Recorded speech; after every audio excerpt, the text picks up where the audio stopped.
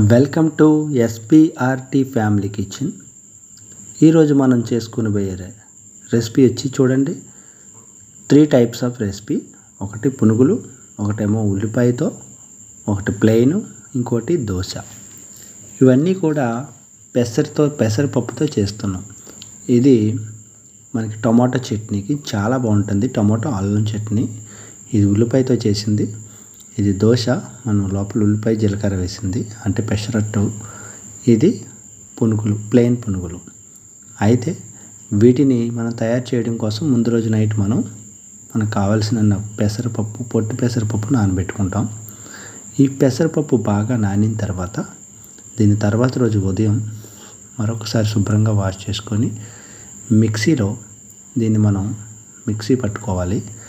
Mixie పట్టుకునే ముందు దీంట్లో ముందుగా ఒక 4-3 అల్లం ముక్కలు, ఒక 5 నుంచి 6 పచ్చిమిరపకాయలు, అలాగే ఇవన్నీ వేసి దీంట్లో మనకి ఒక 2 టైప్స్లో మనం దీన్ని తయారు చేసుకోవాలి.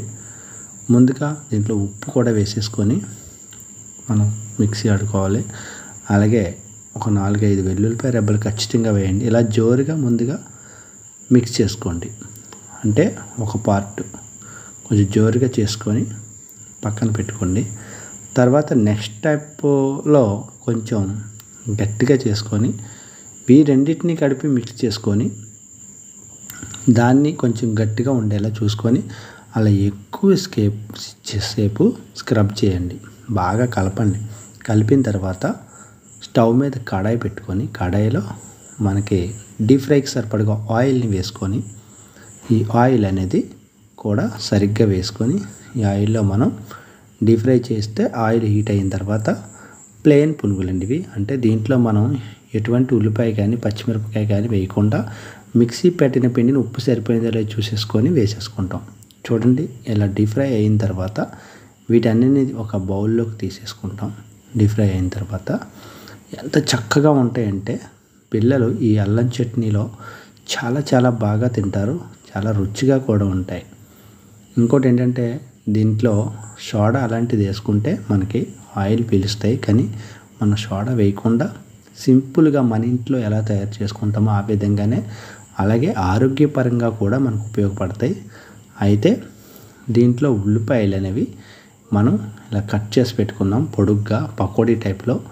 ఈ ఉల్లిపాయలని మనం మిక్సింగ్ చేసి మరొక వాయ అంటే ముందు తీసేసింది ప్లెయిన్గా వేసాము. ఇప్పుడు ఉల్లిపాయలతో వేస్తాం. దీంట్లో కొద్దిగా జీలకర్రని కూడా యాడ్ చేసి ఈ వాయిని మనం అంటే సెకండ్ టైప్ ఆఫ్లో చేయాలని, కొంచెం ఉల్లిపాయ కూడా వేస్ట్ చేయాలనే ఉద్దేశంతో ఈ విధంగా ఉల్లిపాయతో కూడా చేస్తాం. ఇవన్నీ చూసే ముందు మీ అందరికీ ఒక చిన్న విషయం అండి. ముందుగా మన ఛానల్ చూస్తున్న వాళ్ళు ఎవరైనా ఉంటే మన ఛానల్ని కొంచెం సబ్స్క్రైబ్ చేయండి.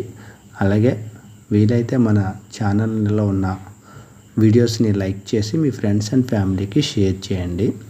Thank you.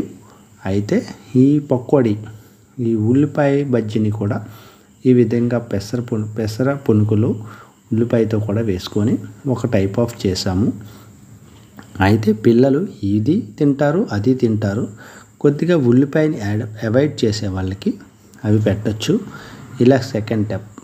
థర్డ్ స్టెప్ వచ్చి ఇంకా పొయ్యి మీద నాన్ స్టిక్ ప్యాన్ ఒకటి పెట్టుకొని దాంట్లో కొద్దిగా వాటర్ హీట్ అయిన తర్వాత వాటర్ని చల్లండి.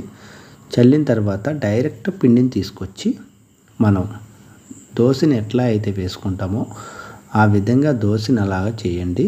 చాలా చాలా బాగుంటుంది. కొద్దిగా అలా చూసుకొని మనకి షేప్ వచ్చేలాగా, దోశ షేప్ వచ్చేలా వేసుకోండి. చాలా చాలా బాగుంటుంది, కమ్మగా ఉంటుంది. ఇది టిఫిన్ చాలా ఈజీ కూడా, మనం కష్టపడాల్సిన అవసరం లేదు. అయితే దీంట్లో మరి కొద్దిగా పైన ఉల్లిపాయ ఇంకా జీలకర్ర అలాంటిది వేసి దీన్ని కొద్దిగా హీట్ అయిన తర్వాత ఒక్కసారి చుట్టుపక్కల మనం మన యొక్క అది అట్లకర్ర ఉంటుంది కదా, దాంతో కొద్దిగా పైకి లేపండి. కొద్దిగా ఆయిల్ కూడా వేసేయండి. బాగా హీట్ అయిన తర్వాత చాలా బాగా వస్తుంది. చూడండి, అలా వచ్చింది కదా, అలా వచ్చిందని పచ్చివాసన పోయేలాగా ఒక్కవైపు టర్న్ చేయండి. లైట్గా టర్న్ చేసి చూడండి, అలా ఫోల్డ్ చేసుకొని మనం సర్వ్ చేసుకొని తింటే చాలా చాలా బాగుంటుంది.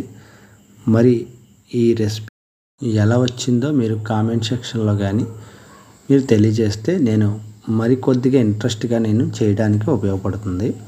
అలాగే 3 టైప్స్ ఆఫ్ టిఫిను, 1 మనం ఒక పెసరపప్పుతోనే ఎలా తయారు చేసుకోవాలి అనేది చూపించాము.